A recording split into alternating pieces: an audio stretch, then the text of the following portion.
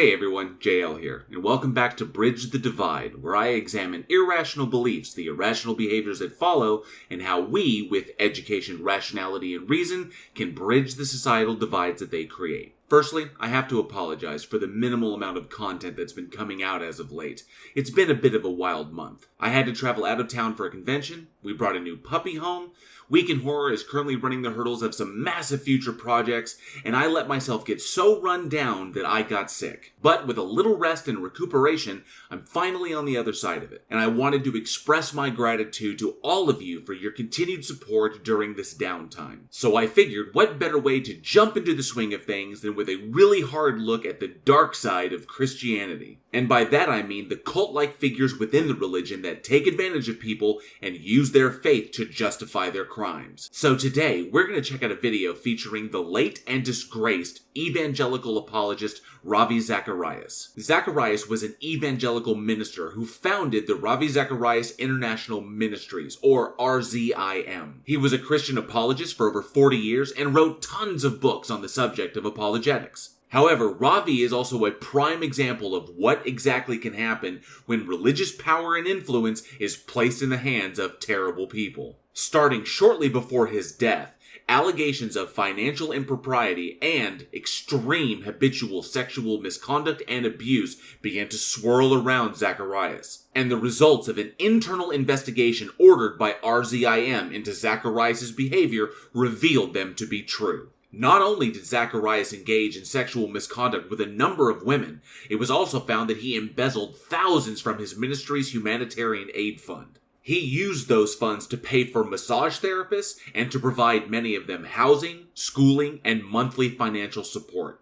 It was reported that he often used his background as a minister to put women at ease before taking advantage of their emotional and financial vulnerability. He even went so far as to manipulate one of his victims who accused him of rape by telling her that if she spoke out against him, she would be responsible for millions of souls lost when his reputation was damaged. Ultimately, Zacharias' misconduct resulted in him being excommunicated from his ministry and his family's reputations destroyed. And on top of all of this, he died in 2020 of sarcoma of the sacrum. Yes, this Christian monster who manipulated and destroyed the lives of so many ultimately died of ass cancer. Which just goes to show that in this great, unfeeling, unguided world of chance, the universe does sometimes roll a Yahtzee. And all of that brings us to this video, in which Ravi Zacharias, of all people possible,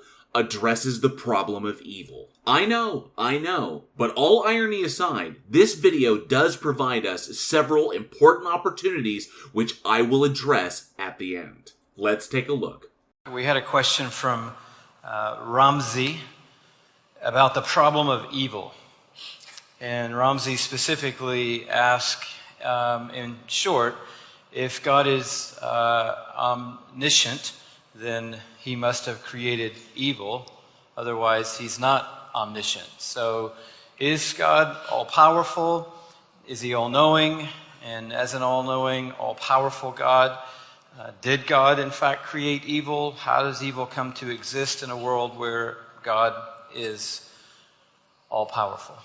So this was a very convoluted way of breaking down what the problem of evil is. Originally attributed to the Greek philosopher Epicurus, and later popularized by Scottish philosopher David Hume, the problem of evil is the question of how to reconcile the existence of evil and suffering in the world with the existence of a God that possesses the omni properties. Typically, it's addressed in two forms. The logical problem of evil, which shows that the coexistence of these two things is logically impossible, or the evidential problem of evil, which shows that given the amount of evil and suffering that is in the world, an omni-God is improbable. Now, believers have been attempting to address this issue for millennia, coming up with scores of attempts at reconciliation. They will argue on behalf of evil being necessary, or that evil is a consequence of free will, or that evil is completely illusory. Some have even claimed that the problem of evil actually proves God itself, because it implies the existence of a universal standard by which moral values are determined. And that by implying that a universal standard exists, implies the existence of a god. But ultimately, none of these suss out in the end. Because to reconcile the omni-God with the existence of evil, one must apply some extra-biblical fundamental standard to the nature of God. Essentially, you have to change God in order to fit it through the keyhole of logical possibility or evidentiary probability.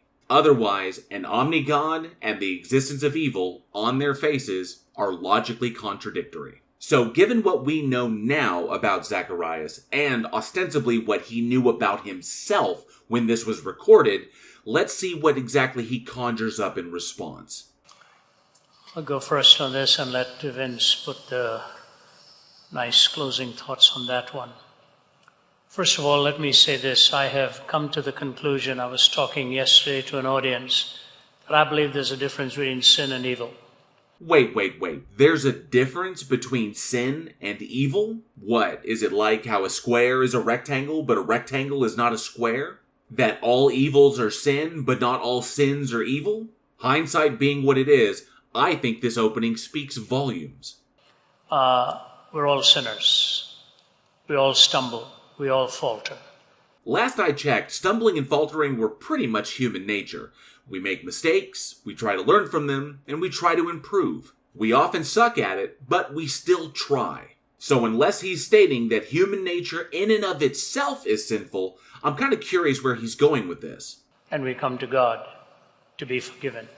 Evil is that which is a confirmed status where it is not so much that sin is in us, but that sin is over us. God said to Cain, if you do what is right, will you not be accepted? But if you do not do what is right, sin is crouching at the door. It desires to have you.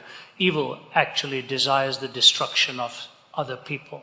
This is an incredibly subjective definition of what evil is. Generally, evil is regarded as that which runs counterintuitive or counterproductive to the collective well-being of the group. And while often harmful to that collective well-being, such things don't always require or even imply the destruction of other people. For example, stealing doesn't necessarily imply the destruction of others, especially when stealing from someone who has more than enough for themselves. But by Ravi's definition, so long as the destruction of other people is not intended in the commission of an act, one could justify any immoral action as being sinful, but not necessarily evil. I'm pretty sure you can see where this is going. When you look at an ISIS person promulgating his or her ideology, it's evil because they seek the destruction of other people. When you see what the North Korean regime did to young Otto Warmbier, what a tragedy to take a young man in his 20s and send him back as a zombie and destroy his life. How remarkable were the words of his father. We are glad that we can hold him again and we can have him, albeit in that state of mind. You see, there's such a difference between what love does and what evil does. Evil is a confirmed state of desiring the destruction of other people. Emotional appeal aside, the iron-fisted ideology of ISIS and the North Korean torture of Otto Warmbier are pretty extreme cases. And while I would agree that both of them are prime examples of the human capacity for evil action, neither of them in any way address the problem of evil. They're just examples that fall within the parameters of Ravi's subjective definition of evil. Now, to the question. There are 4 possibilities of this world that could have been reality. Only 4 possibilities of reality, huh? I'm kind of curious how he concluded that. God could have not created any world at all, which, according to the question, would have made it better than this one. Well, if God never created a world, then we wouldn't be around here to have this discussion, so that's moot. Of course, this possibility does require the knowledge that God had any choice in the matter of creation. And that makes one wonder about the infinite regress of the existence of God in regards to before the moment of creation. Because if God has always existed and all of creation has not, then what exactly was God doing for all that time before it decided to create something? And if the no-world state existed infinitely into the past, then what exactly would make God create something that it infallibly knew would bring evil into the world? Given this, would it actually be better if no world existed at all? Because if we never existed, who exactly is making the determination that things would be better or worse with no world? We can see that there's a lot of assumptions and logical entailment issues with this very first world that Ravi has presented, all of them issues that challenge the very nature of the biblical omni-God. I can't talk about it anymore. It's giving me a headache. Gotta agree with you, Wayne. Let's see what his second one is. God could have created a world where there was no such thing as good or evil, an amoral world. I understood this as Ravi saying that God could have created a world in which free will does not exist and all humans are empirically aware of God's existence. And if that were the case, we'd all just be a bunch of sycophantic robots with no concept of anything outside of what we were fed. And if we were all just running around on God-designated scripts, then any determination of what is and isn't moral would simply be subjective to God. God could have created a world where we would only choose good. That's the third possibility. Well, that's problematic because if good was the only possibility, then evil by definition would not exist. And technically, God did create that world. It's called heaven. So this third world becomes doubly problematic. Or God could have created this world where there was a possibility of good and evil. Well, this is the world we have, and we can, to a very subjectively anthropocentric degree, determine if the consequences of any particular actions are good or evil. Regardless, none of Ravi's 4 possible worlds addresses the problem of evil. Think about it. This is the only world in which love is possible. In the immortal words of Tina Turner, what's love got to do with it? And Ravi never demonstrated how love would be impossible in the only good possible world. This is the only world in which love is possible. And if love is a supreme ethic, and love brings that blending together of acceptance and security, I and many others would argue that love is merely an emotion. And like all emotions, it can be as beautifully constructive as it can be horrifically destructive. All manner of depraved evil has been justified through the lens of love throughout history. Love of family, love of country, love of an ideology, even the love of a god. Appealing to the existence of the emotional experience that we call love is just a smokescreen, because the human capacity for love, in and of itself, has nothing to do with the problem of evil. But what's really important here is I think we start to get a sense of just how Ravi justified his crimes while simultaneously holding his Christian worldview. He viewed them through the lens of his own experience and not that of his victims. The plight of his victims meant absolutely nothing to him because he could just write it off as being sinful but not necessarily evil. Because in his mind, he wasn't seeking their destruction, and per his worldview, he could always attain forgiveness for his sin. I often tell this story today. I'll have to slip away immediately after the second meeting because it's the birthday of my grandson, Jude. He's about to turn 6, I think. I better get this right or I'm in trouble. When he was 3.5 years old, his mother, Naomi, who looked at me, who's very tiny, looked at him, and she was looking for her car keys around the house and couldn't find it, and she slapped her forehead and said, "I must be losing my mind."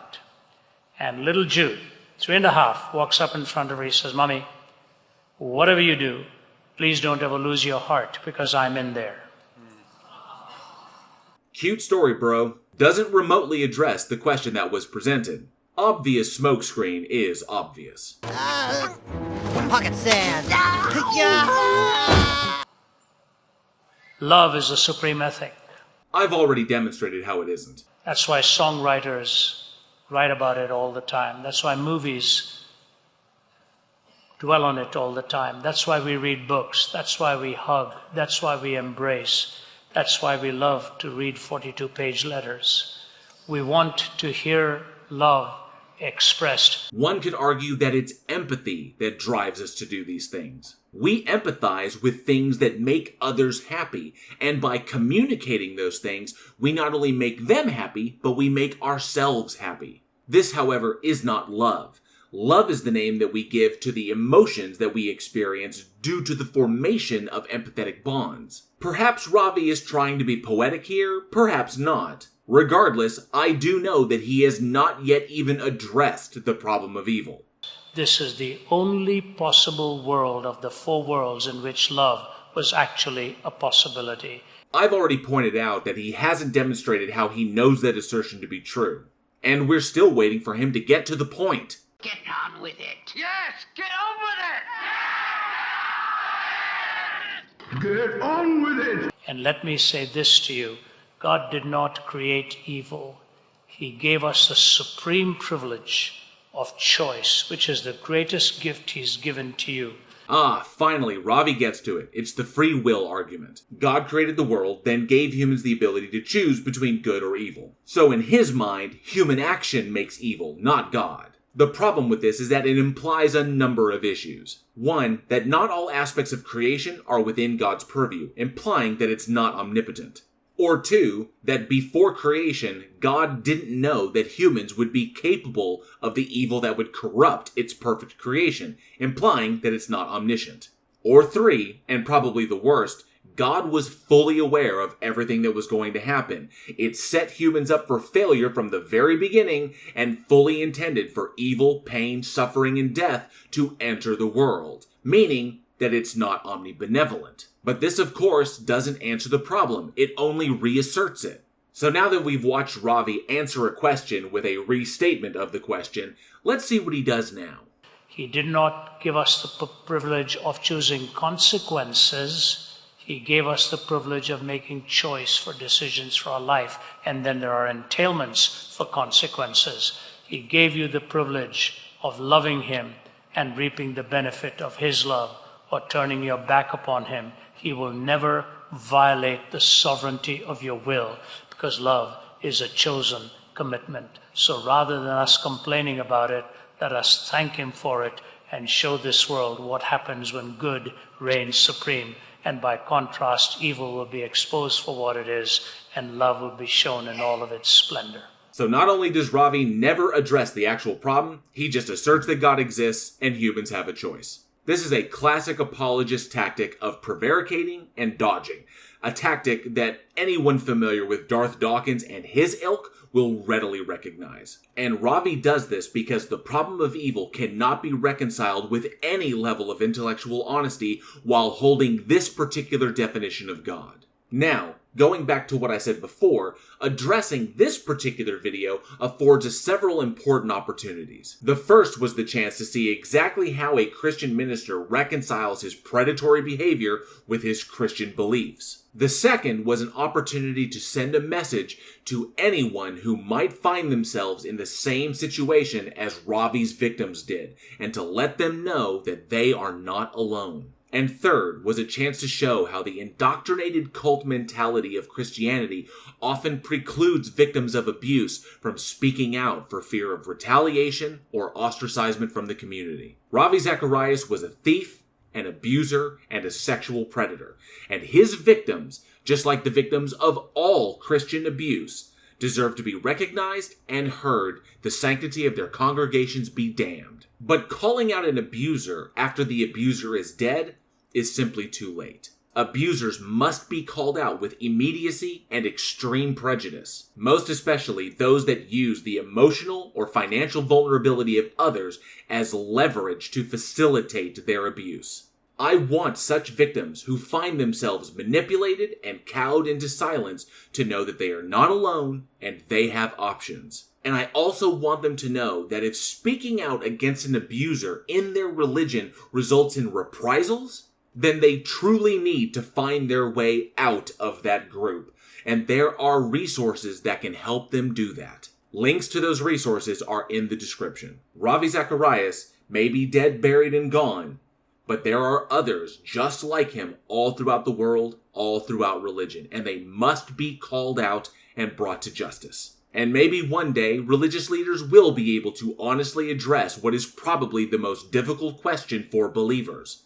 If God exists and does possess the omni-properties, then why are the concepts of sin and evil so subjective to human interpretation? Because it stands to reason that God could have communicated those concepts directly to humans in such a way that subjective interpretation would be impossible. That is, of course, if it actually existed.